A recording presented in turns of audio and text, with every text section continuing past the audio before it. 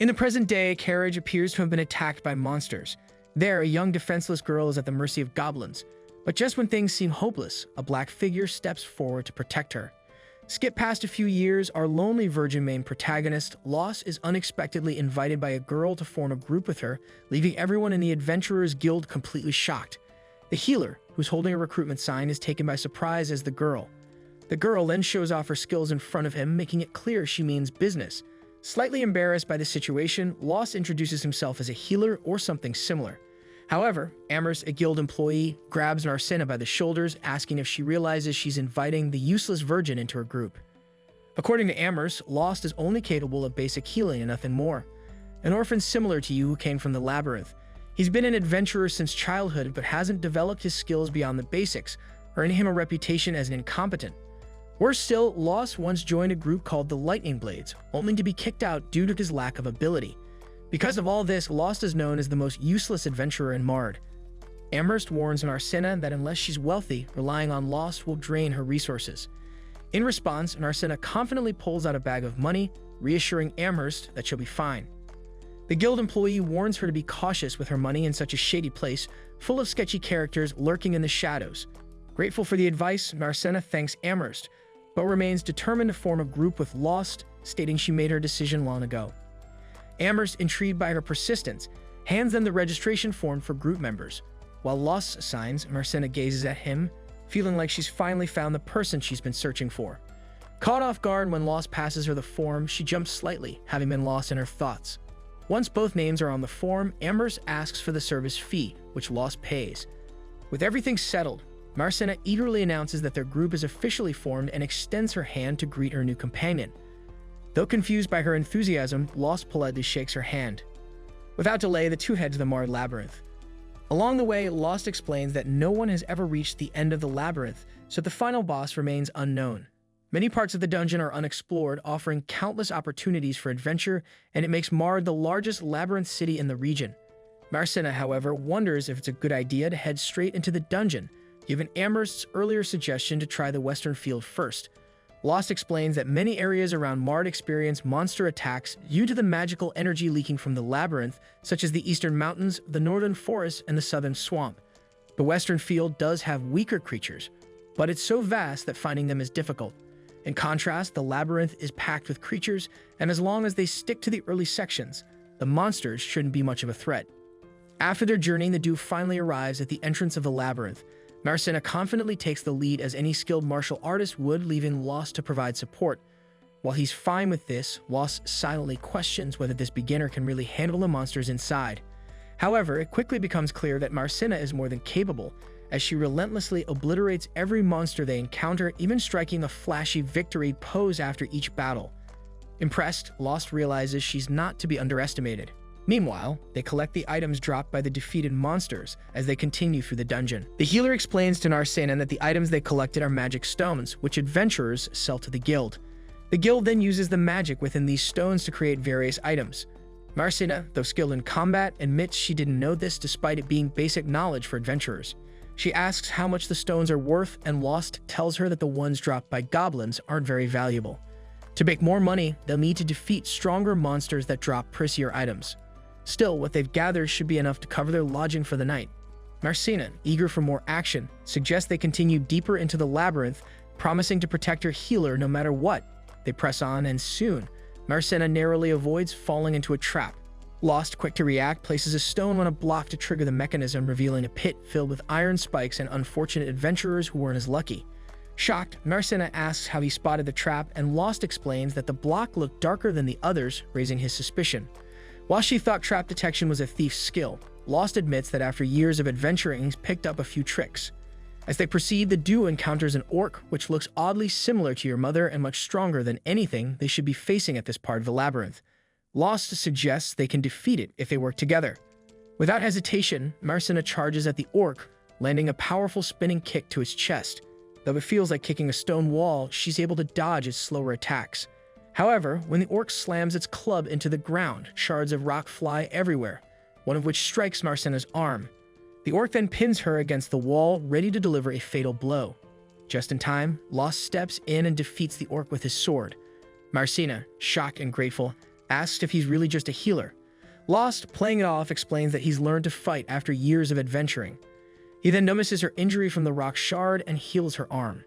Afterward, they collect the magic stone dropped by the orc, a much more valuable item than the goblin stones. Despite their haul, Marcena wants to delve deeper into the labyrinth, face even tougher challenges, and Lost doesn't object. By late afternoon, they return to the guild with a large collection of magic stones. Amherst, the receptionist, is stunned to see how many items they gathered, especially the orc stone. She accuses Lost of recklessly taking the rookie into the deeper parts of the dungeon, but Lost explains that the orc was unexpectedly near the entrance. Amherst believes him as she's heard rumors of strange happenings in the Marred Labyrinth. However, Amherst, being in a lower-ranking position within the guild, hasn't been informed of the details regarding the strange happenings in the labyrinth. Setting the conversation aside, she asks if Lost and Marcena want to sell all their magic stones. But when Lost confirms, Amherst beams with excitement and quickly arranges their payment. Marcena, puzzled by her enthusiasm, asks Lost why the receptionist is so happy. Lost explains that guild employees earn a commission when adventurers under their management sell items to the guild. This means they've done Amherst a big favor, which is why she's no longer upset about them disobeying her earlier advice to head to the western field instead of the labyrinth. With no use dwelling on the past, Amherst hands them their payment, a sum 10 times larger than what Lost was used to receiving from his previous expeditions. In that moment, he realizes that his old group, the Lightning Blades, had been cheating him the whole time. Marcena, irritated, comments that the guild should ensure all group members receive their fair share for the work they've done. Amherst responds that the guild only mediates payments if the group pays the required fee for such services. Lost, however, decides to let it go, as the Lightning Blades are part of his past and it's time to move on. With that, the duo bids farewell to Amherst. Meanwhile, a man upstairs named Handsome watches Lost as he leaves the guild. A little later, while Amherst gleefully counts her coins like a crackhead, Handsome approaches her and scolds her for letting Lost join a new group. Amherst clarifies that she didn't recommend the healer to anyone. Marcena was the one who insisted on forming a group with him. Later, Lost and Marcena head to a nearby tavern, where they're greeted by a young waitress. However, the waitress seems less than thrilled to see her friend Lost accompanied by another girl. Afterward, Lost approaches Mary, the waitress's mother, to book a room. The innkeeper asks if they want to share a room or have separate ones. Marcena feels a bit anxious, but Lost promptly says they'll take separate rooms. Marcena quietly admits to herself that she would have preferred sharing a room, but she keeps it to herself. As they head to their respective quarters, they wish each other good night. Lying in bed, Marcena's thoughts drift back to her childhood, recalling the day her carriage overturned on the road and Lost healed her injured arm. It was that moment that inspired her to become an adventurer and find Lost, determined to protect him in return. Since then, she trained rigorously and came straight to Mard upon hearing that Lost had been kicked out of his group. Now with Lost in her group, Marcena feels a bit disheartened that he doesn't seem to recognize her, as she's changed so much since their childhood encounter. Furthermore, despite all of her training, it seems like Lost doesn't need her help as much as she thought. He's proven to be much stronger than the rumors suggested. Still, Marcena remains committed to keeping her promise and staying by his side. She doesn't understand why people call him useless when it's clear Lost has real talent. Looking back, we are shown how his former party was in terrible shape after being decimated by a powerful dragon. There, he managed to heal one of the girls, but couldn't neutralize the poison in her system. He reassured her that rest would eventually cure it, but this only frustrated her further. The party began to fall apart since their leader needed everyone ready to fight, yet the girl was in no condition for battle. Tensions rose when Lost pointed out they would need antidotes, which they couldn't afford. Frustrated, the leader insulted Lost, calling him useless, and ordered the mage to attack the beast with everything she had. However, her fireball only enraged the creature more, and the leader, furious at his team's incompetence, concluded that leading such a group of failures was impossible. He retreated, advising the others to do the same. The mage quickly fled, and Lost stayed behind to assist the injured girl. Later, Lost was kicked out of the Lightning Sword party, taking the blame for their failure to defeat the Hydra. They claimed his abilities as a healer were inadequate, though Lost pointed out that their defeat was due to the team's partying the night before. This only escalated the arguments. The leader left it to the mage to decide who was at fault, and feeling pressured, she placed the blame on Lost. Now in the present, Lost reflects on how this wasn't the first time something like this had happened. 6 years earlier, his reputation as the most incompetent healer was already well known. Despite this, Lost never gave up on his dream of becoming a great adventurer. He was eventually invited to join a party, but it turned out they didn't need a healer. Instead, they used him as bait to lure monsters, a common fate for labyrinth orphans like Lost. However, he wasn't even good at being bait, and the party was wiped out. Lost had always hated pain and feared death, but when he saw a young girl in danger, he pushed those fears aside.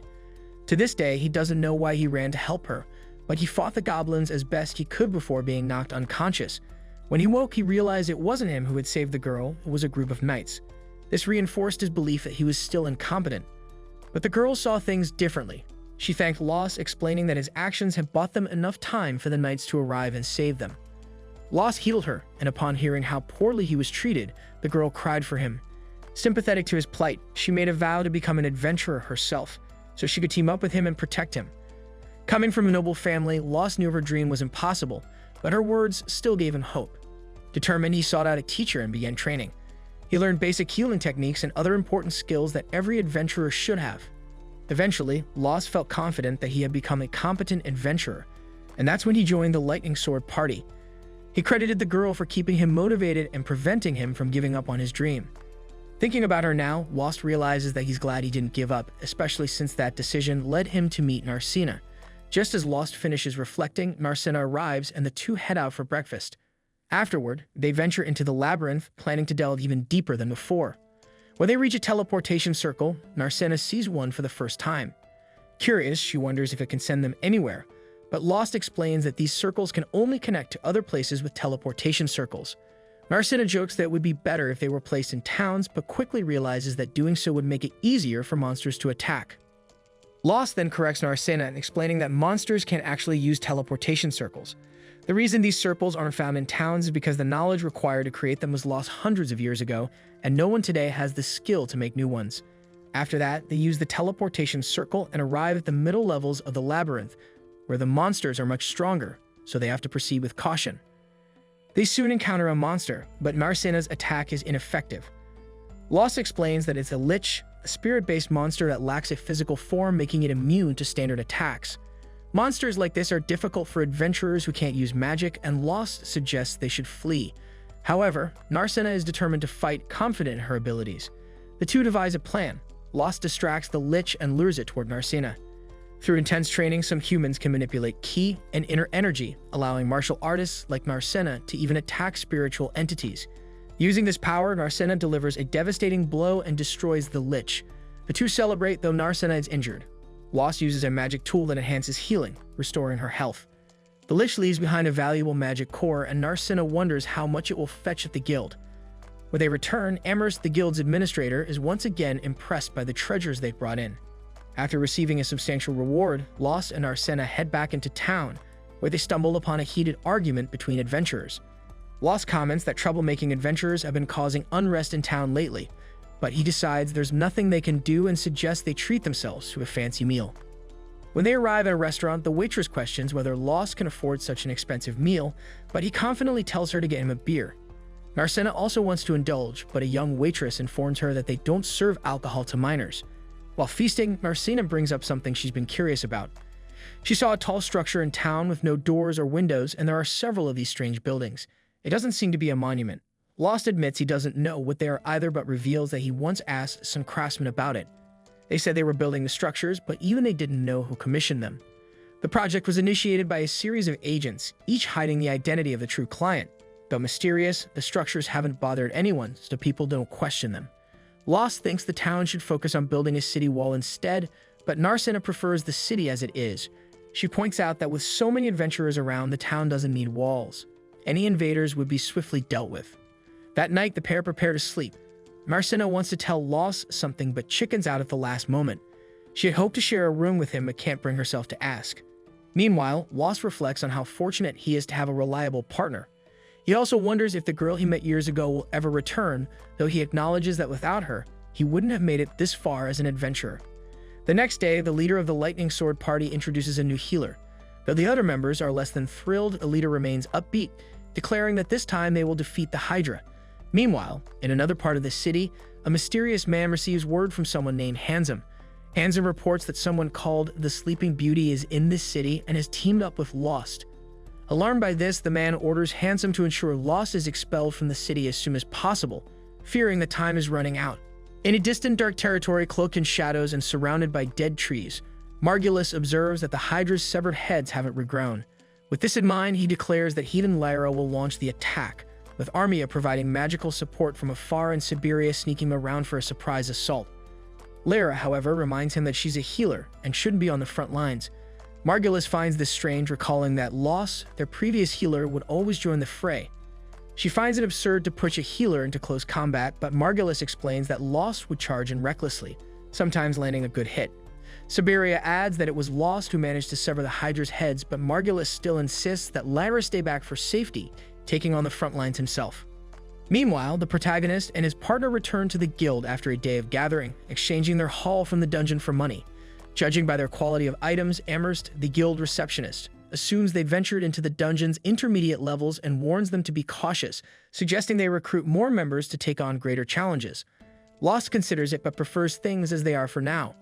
Impressed with their progress, Amherst notes they're making enough to eventually afford a private house, which could serve as both a base and, as she teasingly adds, a love nest since they're a couple. This remark embarrasses Narcina, and she becomes furious, while Lost reflects on how his previous group, the Lightning Blade, rented a house where his room was mostly used for storage. Amherst remarks that his old group took advantage of his kindness, and she thinks it was probably for the best that he left. After another failed attempt to defeat the Hydra, Margulis seethes with frustration. While healing Armia, Lyra observes his determination even though he lacks the strength to face the Hydra head-on. Both Siberia and Margulis grudgingly admit that Loss, despite everyone's complaints, got the job done. They reflect on how he didn't even realize he was being underpaid.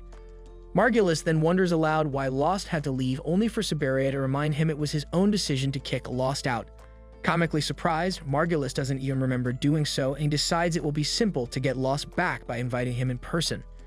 Hours later, Armia wakes up to find Lyra, who had stayed by her side until she couldn't keep her eyes open. When Lyra offers to fetch something for her, she discovers that neither Margulis nor Siberia are in the house. They've gone back to the guild to invite Lost to rejoin the Lightning Blade.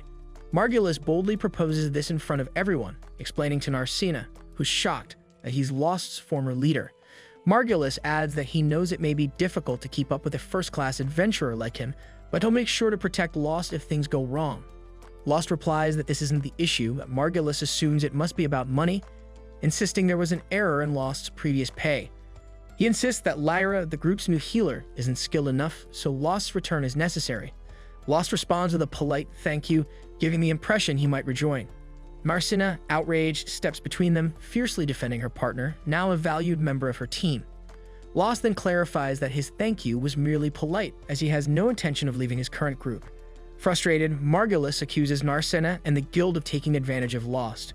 Lost finally loses patience, gripping Margulis by the wrist and warning him to stop accusing Narcina.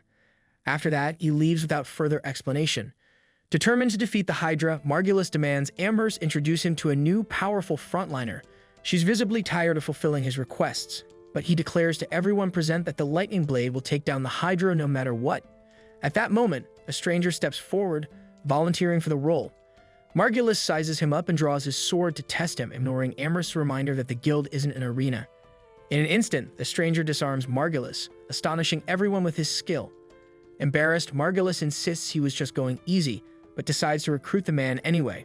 When Siberia questions if it's wise to trust someone who hides his face, Margulis replies that he only needs to trust his sword, nothing else. The Lightning Blade group stands at a turning point. Margulis is growing desperate. They can't afford any more failures against the Hydra. If they keep falling short, rumors will spread that they're incapable, sinking their reputation like a stone. To remedy this, Margulis asks their new recruit for his name. The man replies, Sieg, but hesitates, almost as if he made it up on the spot. Meanwhile, back at the inn, Narcina hears a knock and goes to answer. To her surprise, it's Sheila, the innkeeper's daughter, knocking on Lost's door. Narcina briefly suspects something's going on, but dismisses the thought, trusting Sheila. Just then, Lost appears and Sheila informs them they have visitors. Heading downstairs, Lost and Narcina find Lyra and Armia waiting at a table. Armia quickly apologizes, acknowledging that she's in no position to ask anything of Lost, but she needs his help. Lyra explains that Margulis has hired a new warrior and is planning another attempt against the Hydra. Armia admits that now, more than ever, she realizes how strong Lost is. If he hadn't severed a few of the Hydra's heads, the group might not have survived. She asks him once more to rejoin them, hoping to finally defeat the weakened Hydra. Lost considers the request and suspects Armia doesn't know Margulis had already approached him with the same offer. Narcina then asks Armia why she's still sticking by this group, knowing Margulis's attitude. Armia admits that Margulis is authoritarian, impulsive, rude, and downright reckless. Not to mention he's greedy, vengeful, and doesn't even brush his teeth. Yet despite all this, he's still her teammate. Frustrated, Narcina slams her hand on the table, demanding to know what loss ever meant to Armia. She points out that he was mistreated and neglected within the group, and nobody, including Armia, ever defended him. Armia admits she was too frightened to go against Margulis or Siberia, and even falsely blamed Loss for the team's failures. Remembering this, she breaks down, revealing she's only recently become an adventurer and didn't realize what she was doing. But now she knows Margulis was wrong. Despite everything, she feels unable to abandon her teammates. Lara gently explains that Armia has wanted to apologize to Lost all along, asking him to accept it.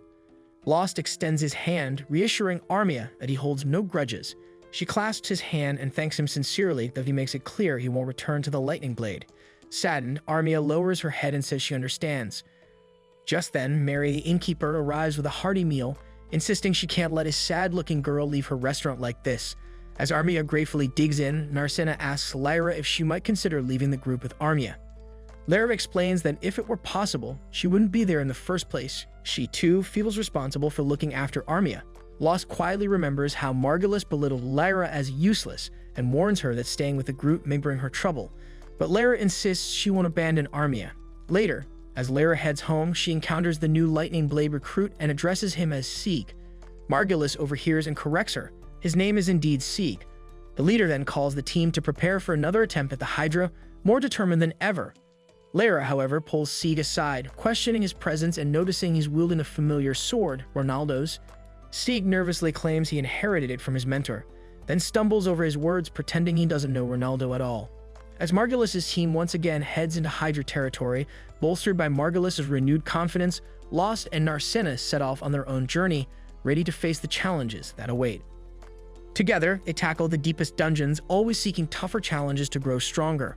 While fighting solo, Narcina faced her mother wielding heavy clubs, relying solely on her martial prowess and physical strength to defeat foes 3 times her size. After defeating your mom, Lost asked if she wanted to rest, but her readiness to keep going was cut short by her stomach rumbling. Lost laughed, teasing her about even the tireless Narcina needing food sometimes. With that, he suggested they stop for lunch. Once everything was prepared, Lost was surprised by the large quantity of food they had. Narcina explained that the innkeeper, Mary, had noticed she hadn't eaten earlier and sent them off with this hearty supply. As they ate, Lost began to share his knowledge about the Hydra, a highly venomous monster with muscular bodies and scales that resist both physical and magical attacks. Hearing this, Narcina couldn't hide her fear and asked if Armia would be alright. Lost explained that while Hydras are relatively common compared to more dangerous monsters, extensive research on them has led to the development of effective strategies and an antidote for their venom, though it's costly. Some groups, like Blade of Lightning, rely on healers like Lyra to monitor the team carefully during such encounters. Lost assured her that Margulis, while boastful, is a capable swordsman, and as long as he doesn't underestimate the Hydra, he can handle it. Siberia, with her agility, might even find opportunities to sneak up on the Hydra despite its multiple heads and wide field of vision.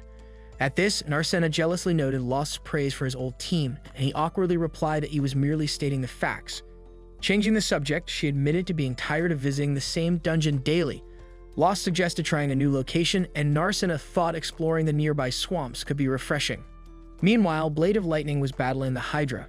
Margulis managed to land a powerful strike on one of the Hydra's necks, and Sieg followed suit, severing another head. However, when Sieg hesitated on his next swing, Margulis teased him, accusing him of wanting to leave the Hydra-slaying credit to the leader. Margulis then charged the Hydra, but narrowly dodged a retaliatory strike. Lara, while healing Siberia, questioned Margulis' reckless approach. Siberia remarked that this was just part of his style and joined the fight as soon as her wounds healed. Lara observed Sieg standing back, strategically affecting the Hydra's movements without engaging directly. As Siberia drew the Hydra's focus, Margulis continued his assault with Armia backing up the group with her spells, creating a well-rounded strategy. However, things took a sudden turn when the Hydra hurled a rock at Armia, knocking her down. The monster then approached, terrifying her so much that a strange substance emanated from her. Siberia had never seen this before, so Sieg explained that some monsters feed on a person's fear, transforming it into energy. Lara noticed that this visible fear seemed to be raw mana, which should only be present deep within labyrinths. As the Hydra absorbed this mana, it began to mutate. Sensing danger, C urged Lara to attend to Armia and called for Margulis to pull back, but Margulis, eager to claim the Hydra-slaying title, ignored the warning. He struck the Hydra again, but to his shock, his weapon shattered against the creature's toughened body.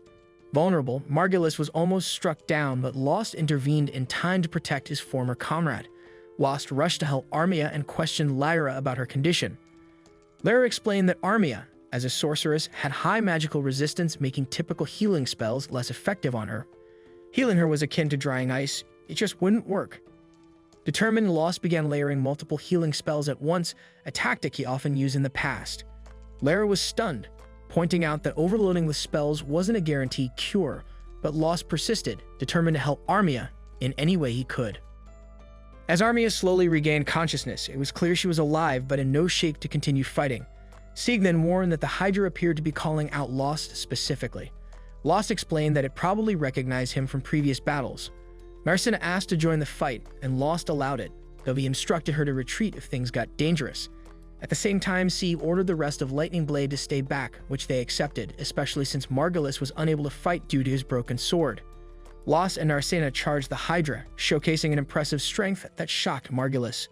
Margulis couldn't understand why Marcina's sword remained intact, so Lara explained it was a legendary weapon with magical properties. Margulis had thought such artifacts were just myths, but was taken aback seeing one in action.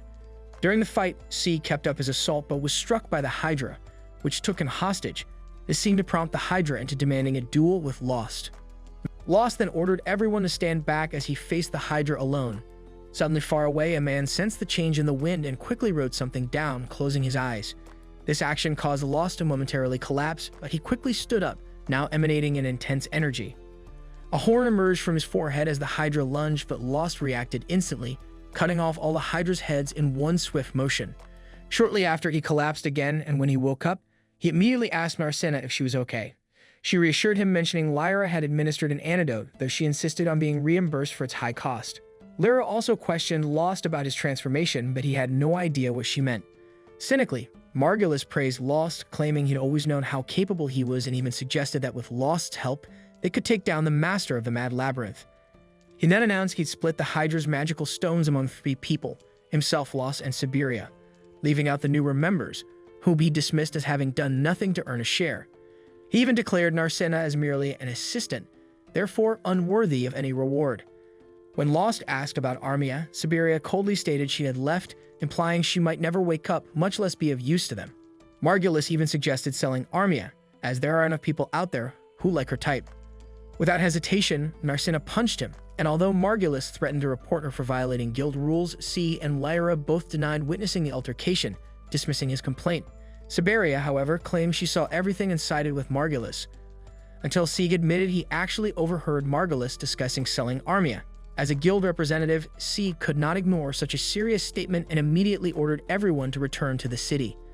Upon returning, it was revealed that Sieg was an official investigator from the Royal City's Adventurers Guild, sent to manage the adventurers in this area due to rising safety concerns. His investigation uncovered enough evidence of misconduct by Blade of Lightning to have them expelled from the guild, with the added charge of attempted human trafficking leading to a sentence of forced labor. In a panic, Margulis and Siberia begged for mercy.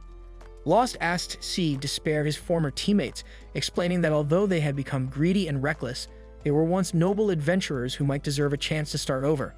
Moved by Lost's words, Sieg agreed, ordering the pair to leave for the farthest city and never return. Grateful, they quickly fled. As they watched them go, Marcina felt guilty, fearing her actions had caused their exile. Lost reassured her, saying it was the best outcome, and thanked her for standing by him through everything. Later, Sieg and Lara discussed keeping an eye on the Mart Guild since suspicions were growing that its management might be connected to the city's issues. Sieg proposed they form a new team to help, and Lara agreed on the condition that Armia would join them, as she couldn't bear to abandon her. Sieg agreed, feeling that he too wanted to stay close to these young adventurers, especially Lost, as they faced the challenges ahead. The next day, the new team lets the healer and the martial artist know about their decision to group up. Mark comments that they now have a well-rounded trio, a warrior, a healer, and a mage. Meanwhile, Lost checks in with Armia, asking if she's okay with this new direction in her life. Armia, a bit confused, responds that she really had nowhere else to go and felt indebted to Lara and Seed for saving her. They had already told her not to worry about it, but if repaying the debt made her feel better, they were fine with it. Lost and Narcena remind her that she has new friends now and needs the strength to move forward. After this discussion, the fighter asks Lost what they'll do next, and he explains that they'll first stop by the guild because they forgot to exchange the Hydra's magic stones for money yesterday.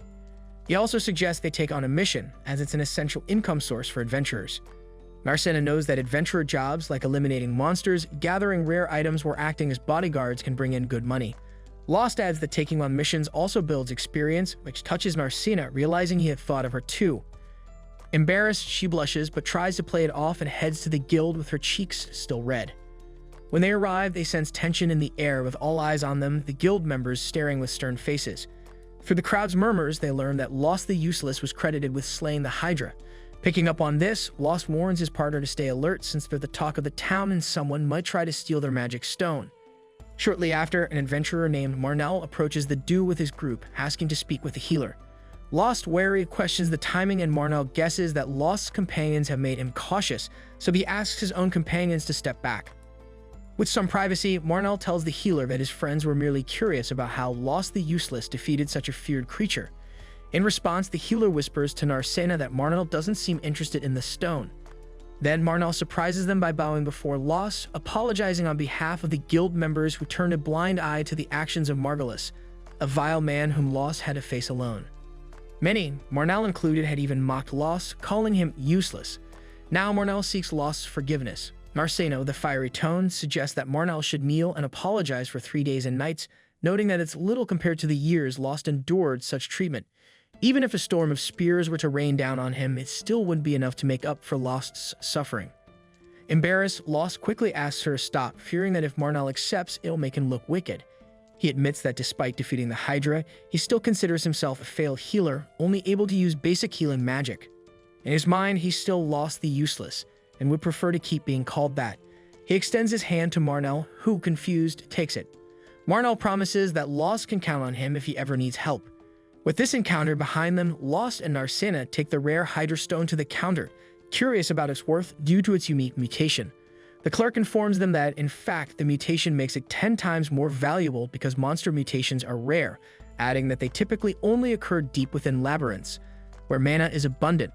Lost mentions that the Hydra mutated in swampy areas, suggesting that mana can accumulate outside labyrinths too.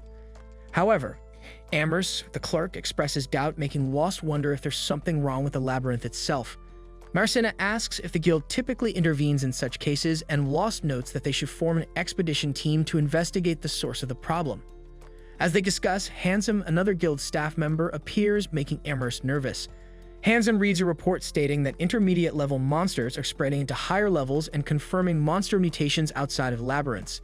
Despite this, Handsome dismisses the issues as insignificant, choosing to ignore them.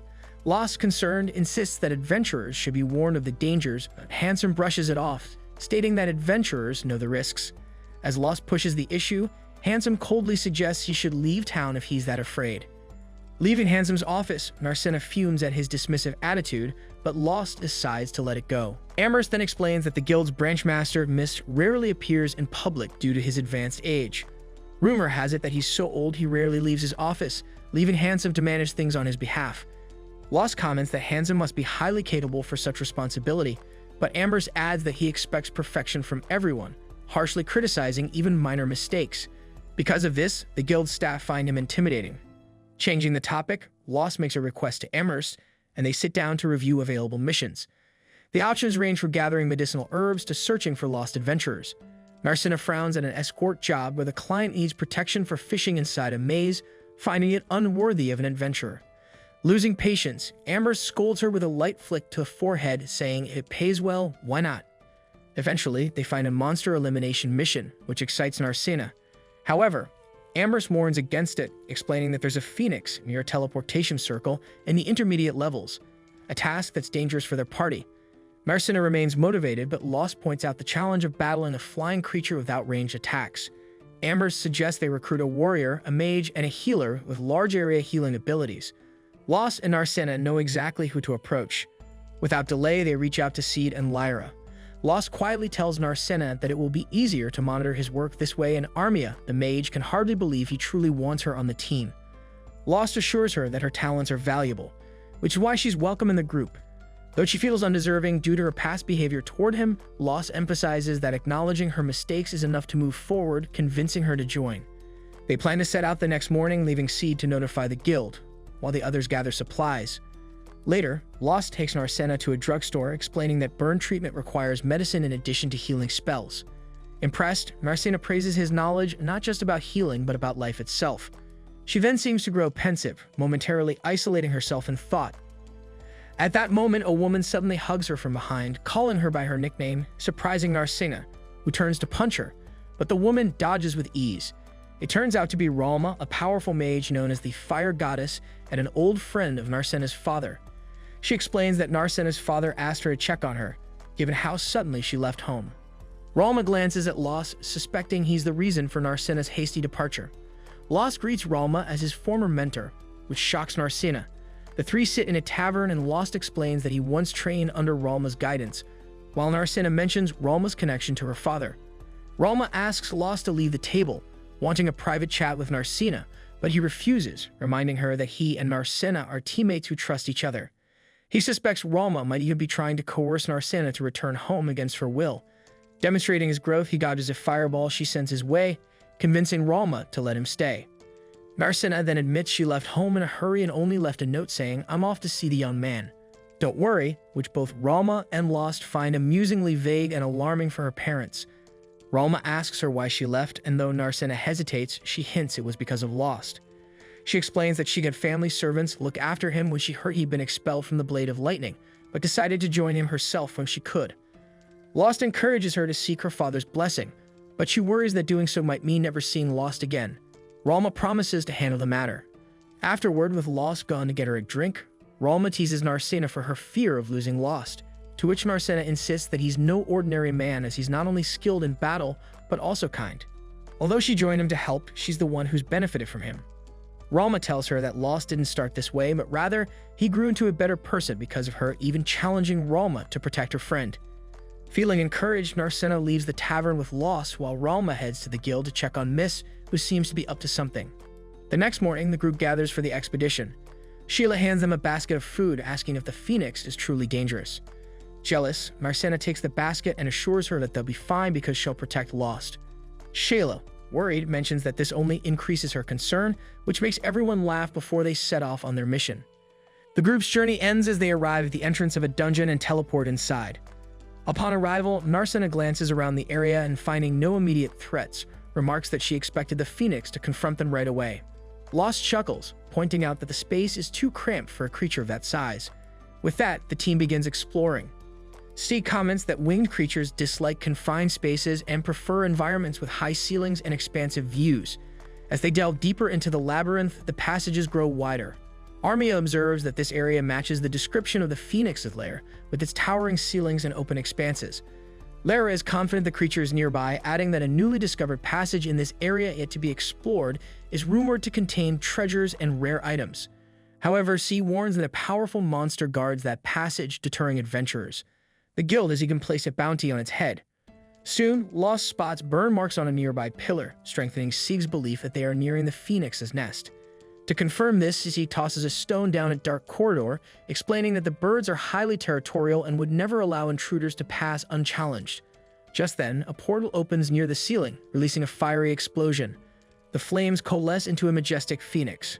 Meanwhile, in the city, Amberst lounges in boredom at the guild's reception desk until Ralma, a mysterious sorceress, arrives.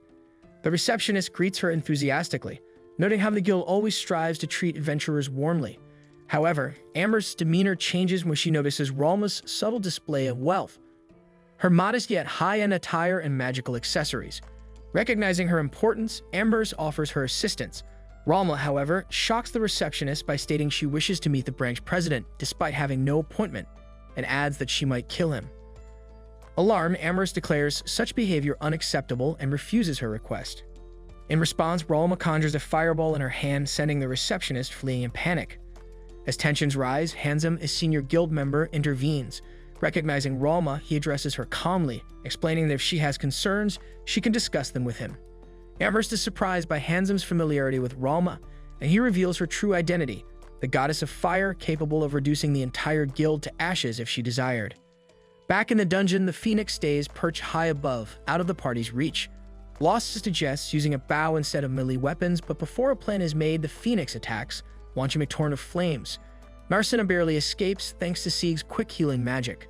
Sieg warns the group about the phoenix's primary weapon, its fireballs, while Armia prepares her water-based magic to counter its attacks. At the guild, Handsome discusses with Ralma the recent strange events in the labyrinth. He dismisses her suspicions, claiming ignorance of the city's surrounding pillars and strange happenings. Ralma accuses him of bringing criminal adventurers into the city and expelling honest guild members who question his actions. She believes the guild is intentionally preparing for chaos, such as a revolt in the labyrinth, by gathering expendable adventurers. Handsome denies involvement, laughing off her intuition-based accusations. Ralma, however, grows impatient, slamming her hand on the table and demanding honesty. As the group battles the phoenix in the labyrinth, they struggle to counter its aerial advantage. The bird refuses to descend, bombarding them with flames while avoiding direct combat. Armia warns that the intense heat is depleting the area's oxygen, making the situation even more dire. Lost speculates that the phoenix is avoiding direct confrontation out of self-preservation, as it sees the party as a significant threat. Sieg agrees and commands Armia to unleash her long-range water magic to force the creature to engage. The group's objective in the dungeon becomes clear: target the phoenix wings. The bird's fiery plumage acts like feathers, and dousing it with water might not bring it crashing down, but could at least force it lower, making it vulnerable to melee attacks. Sieg, the group leader, warns that Armia's spell will take time to prepare, leaving her exposed in the process. However, Sieg reassures her that he will draw the phoenix's fire, keeping her safe. Marcina adds that the whole group is there to protect her, a sentiment echoed by Lost. With that, Sieg, Lost, and Marcina sprint to divert the phoenix's attention, giving Armia the time she needs. Watching this unfold, Lyra reflects on Armia's growth. Despite her struggles, Lyra knows the mage must learn to trust her team if she hopes to become a top adventurer. Armia channels her energy into forming a water arrow, which she launches at the phoenix, striking its right wing. The attack forces the bird to descend closer to the group. Seizing the opportunity, Sieg attacks with his sword, wounding the creature, though not enough to defeat it. Back at the guild office, Handsome denies all of Ralma's accusations about a potential uprising in the labyrinth.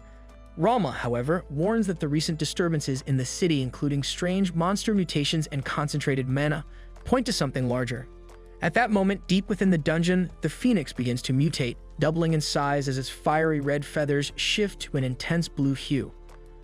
Armia is horrified by the transformation, recalling her near-death experience against a Hydra's mutation. Lyra fears a similar disaster could occur, but realizes Armia must overcome her fear to contribute. As Armia freezes, unable to move, Lyra grabs her arm just as the phoenix unleashes a fireball. With no time to evade, C intercepts the flames, slicing through them to protect his teammates. The phoenix retaliates with a barrage of fireballs, but C tirelessly deflects each attack. He urges Armia to gather her courage and cast her magic, as they can't win without her. Meanwhile, Ralma leaves the guild, frustrated with Handsome's feigned ignorance. She inspects one of the mysterious pillars surrounding the city, casting a fire spell on it. The pillar exudes an unsettling sensation, leaving even the fire goddess perplexed. Back in the dungeon, Marcina lands her first strike on the phoenix, but finds herself burned by its fiery body, leaving her vulnerable. The phoenix lunges and Lost steps in, blocking its claws. However, the intense heat nearly melts his sword. Meanwhile, Lyra heals Armia and waits for her to prepare another spell. This time, Armia conjures a massive ice arrow, piercing the phoenix's right wing and forcing it to descend again. Though still not grounded, the bird now flies lower. Marcina uses the dungeon's columns to leap high into the air, delivering a powerful kick to the phoenix's skull, sending it crashing to the ground. Lost seizes the opportunity, plunging his dagger into the creature's head to finish it. With their victory secured, the group praises Armia for her pivotal role in the fight. Overwhelmed, she thanks them and holds up the phoenix's magic stone in celebration. Later, back in the city, the group finds Ralma at Mary's tavern. After bribing Amherst, the fire goddess learns about their hunt and teasingly mentions it to Lost, irritating him. Ralma notes that Lost earned both the bounty and payment for the magic stone, and suggests he could at least buy her a meal. Lost suspects she's more interested in drinks, especially since she's already indulging despite her low alcohol tolerance. As the group sits down to eat, Marcina enjoys the food while a tipsy Ralma complains about the toughness of the meat, prompting Sheila to slam her drink onto the table in frustration. In a surprising revelation, Ralma casually mentions that Marcina is the daughter of a count, leaving the group stunned. Lost recalls a young girl he saved years ago, realizing it was her. Elsewhere, Handsome informs Mist of the Phoenix's mutation and that Ralma is in the city. Mist responds that it's nearly time to put Ralma, his apprentice, to work. A day after selling the magical Phoenix Stone, Narcena could barely believe the extravagant reward her group received for retrieving such a challenging artifact. Meanwhile, Amherst suggested she hold off on complaining until they checked the bag's contents. Upon opening it, Narcena was mesmerized by the golden shimmer inside. The guild clerk explained that paying in silver or copper would have made the load unbearably heavy, so she opted for gold to make it more manageable. Stunned by Narcena's attitude, the receptionist shared that securing those coins required significant effort, including assistance from other agencies. Feeling unappreciated, she left without saying goodbye after Lost thanked her for her efforts. Amherst, puzzled, asked Narcena if something had happened between them, but she brushed it off as unimportant. Meanwhile, in the town square, a storyteller captivated children with a tale about a malevolent dragon lurking in the depths of a dark labyrinth, awakening every 200 years to threaten the world. Only the legendary hero, beloved by all, could vanquish it. The storyteller then asked the children who they believed would triumph, and they enthusiastically declared it would be a hero. Narcena arrived at that moment with food she had bought from a street vendor, though her demeanor remained subdued. Noticing this, she proposed renting a house with their newfound wealth. Amherst found the idea unnecessary, but Narcena insisted she had given it much thought. He eventually agreed that a private home would be more comfortable and economical than an inn, especially since Narcena had researched affordable options. When asked if she disliked their current lodging, Narcena clarified that Mary's Inn was cozy and served excellent food, but the bustling environment made it too noisy. She longed for a quiet space where she and Lost could converse alone, perhaps by a fireplace with warm drinks. Teasingly, she suggested that such a setup might spark a romance, then quickly dismissed it as a joke. However, Lost's dismissive response about not being ready to live together dampened her mood. Changing the subject, Lost reminded her that they needed to save money for emergencies and mentioned that C had invited them to form an official team. Since their partnership had only been temporary for the Phoenix mission, making a long-term commitment might influence their living arrangements. Narcena questioned if Lost genuinely wanted to team up with Sieg and the others. Lost reasoned that having strong allies like C would be beneficial for future dungeon expeditions. Hearing this, Narcena reassured him that as long as he was by her side, she would follow. Later, the group gathered to celebrate becoming permanent teammates. Mary, ever the gracious host, treated them to a feast featuring roasted chicken.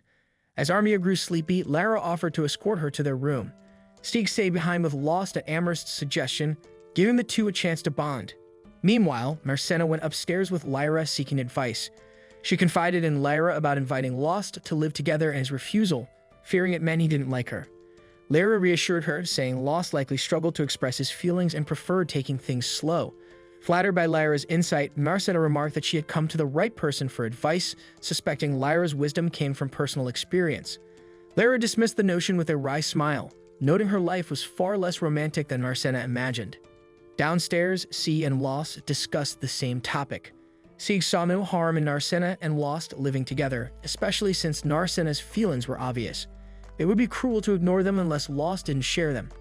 Embarrassed, Lost admitted he admired Narcena deeply, as she had reignited his courage and insisted on teaming up when he was ready to give up on himself. Sieg pressed further, asking if Lost loved her, causing him to blush and stammer in response. Back in the room, Lyra shared a story from her past to satisfy Narcena's curiosity. She recalled her days in the capital, where her beauty attracted unwanted attention from men, some joining her team with ulterior motives. One such man grew obsessed and eventually attempted to harm her. Thankfully, Lyra fended him off and emerged unscathed. However, C, who had recruited the man, never forgave himself for the incident. Hearing this, Narcena felt a deeper respect for Lyra, recognizing her resilience and strength. Afterward, he left without a word and didn't return. While discussing this with Lost, Sieg admitted that he didn't know how to face Lyra after what happened. When a guild mission brought him back from the royal capital, he hadn't expected to encounter her again. Even more surprising was that Lyra agreed to help him despite everything. In other words, she had forgiven him even when he couldn't forgive himself. Upstairs, Lyra confided in Narcena and Armia, admitting she had never been upset with Sieg over the incident. Her disappointment stemmed from his decision to leave without trying to understand how she felt. Suddenly, Sheila, who had been hiding in the room's shadows, emerged, startling everyone. Unfazed, she delivered food someone had ordered and innocently asked if Lyra had feelings for Sieg, leaving the room in stunned silence. Downstairs, C apologized for driving Lost into his old memories. He then turned the topic to Narcena, asking why Lost had declined her request to live together, especially since he clearly cared for her. Lost admitted he had been thrilled by her invitation but needed to confirm something first. Before he could elaborate, Amherst arrived with a report Lost had commissioned investigating Narsena's family. Earlier that day at the theater, the storyteller had spoken of a sleeping princess with mysterious powers who had once subdued a fearsome dragon. Amherst revealed that Narsena was, in fact, the only daughter of a count and countess. Typically, she or her husband would inherit the family title, but she had abandoned noble life to pursue adventuring. Sieg saw no problem with this, as many adventurers held noble titles. However, Amherst explained that Narsena's father had initially opposed her decision until something extraordinary happened. Narsena herself explained that she hadn't always had her striking blue hair. Years ago, it had been blonde like her parents, but one day she woke up to find it had inexplicably turned blue. This sudden transformation was why Lost hadn't recognized her when they reunited. Amherst further revealed that the Count had changed his stance after Narsena's transformation, seemingly believing that her time might be limited. He reluctantly allowed her to follow her dreams, though Amherst dismissed the notion that someone who could kick a phoenix into the air was on the verge of death. With the report concluded, Amherst requested payment before departing. Afterwards, C asked Lost what he would have done if Narsena's father had still opposed her adventuring life.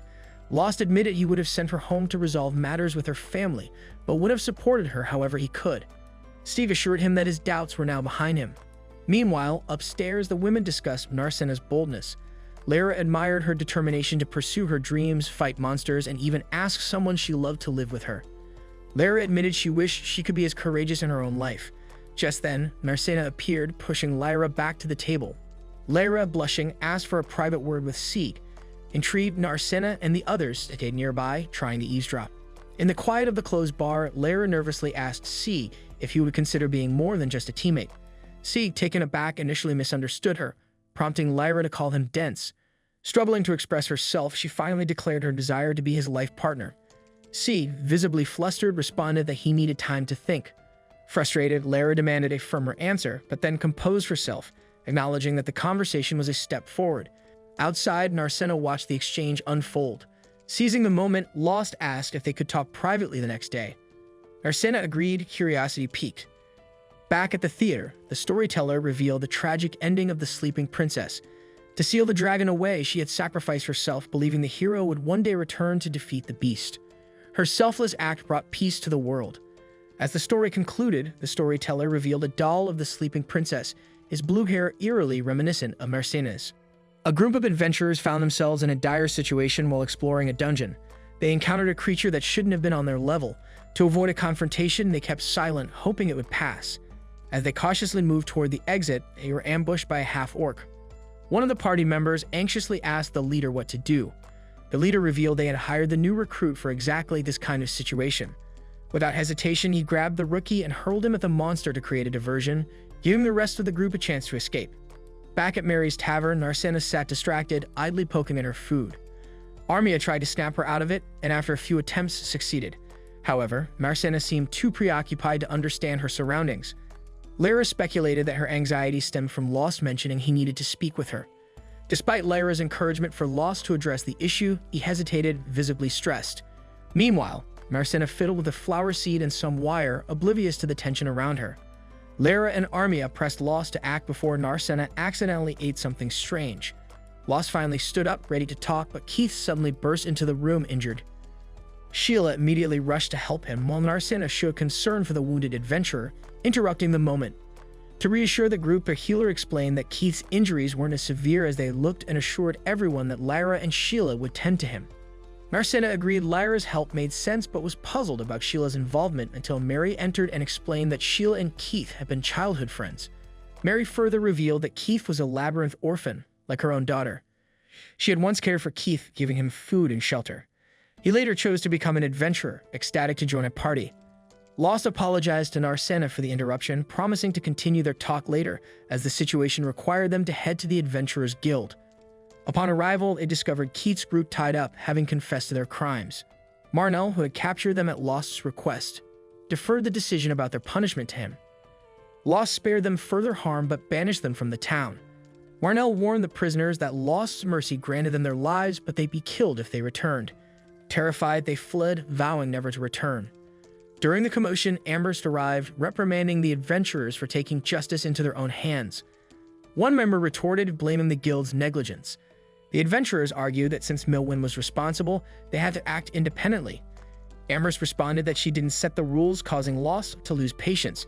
He questioned the leadership's reasoning for allowing outsiders into guild headquarters. Handsome, the deputy chief, arrived, criticizing Lost for acting unilaterally. He reminded Lost that issuing judgments without guild approval undermined protocol and could lead to the group's expulsion.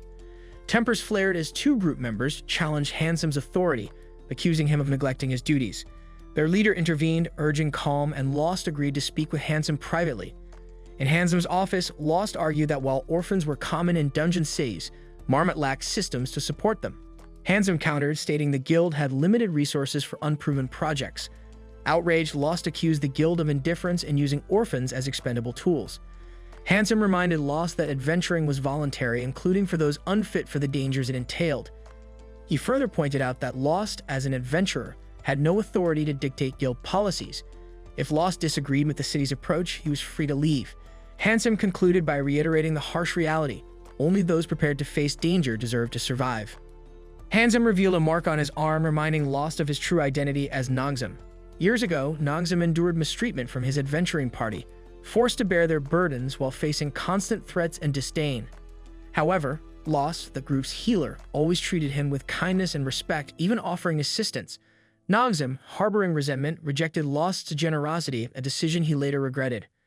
One fateful night, Lost warned Noxum of an incoming goblin attack. The two roused the party, but the goblins were too numerous to fight head-on. In desperation, the group decided to use Noxum and Lost as bait, throwing them off a cliff. As Noxum fell, he looked up, hoping his comrades might reconsider and help. But Lost, knowing their teammates' nature, suspected this was unlikely. The two newcomers had been brought in solely as expendable resources to bear the group's burdens. Despite the betrayal, Lost believed they could survive and seek justice if they worked together.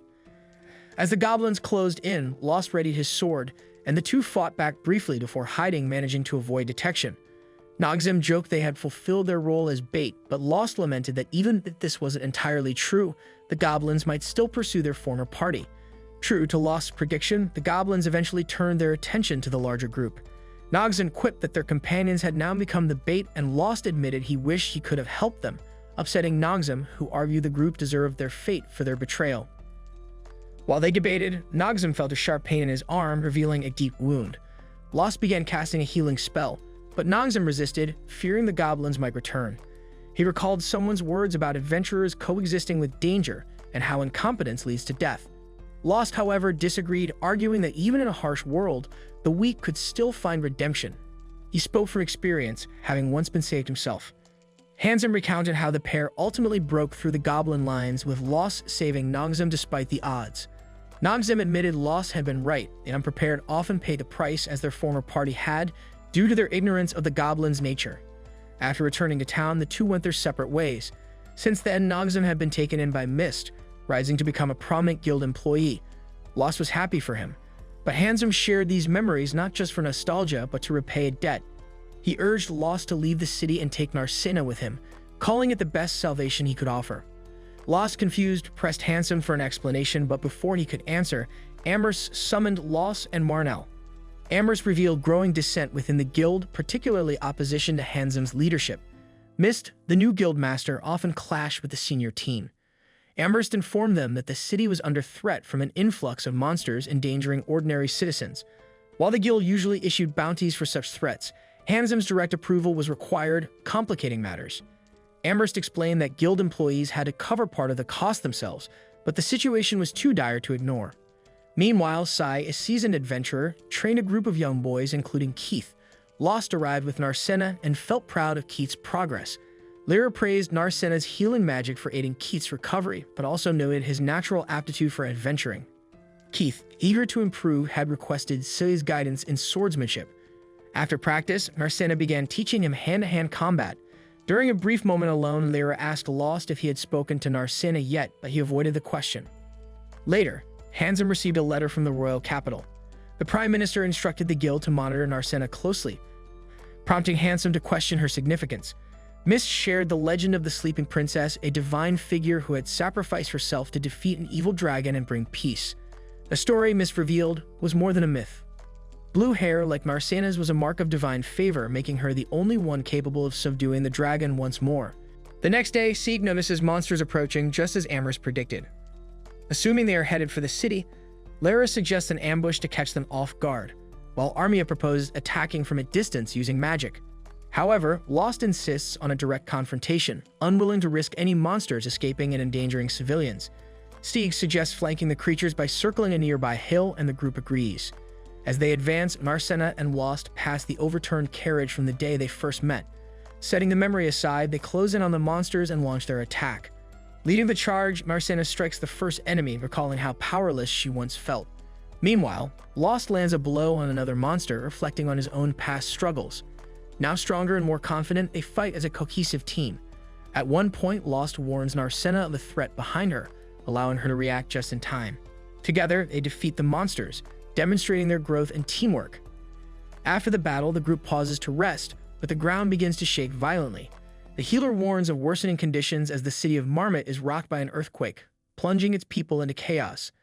Amid the tremors, Miss speculates whether an ominous event is about to unfold. When the quake subsides, Mary and Sheila work to clean up their tavern, sweeping away broken dishes.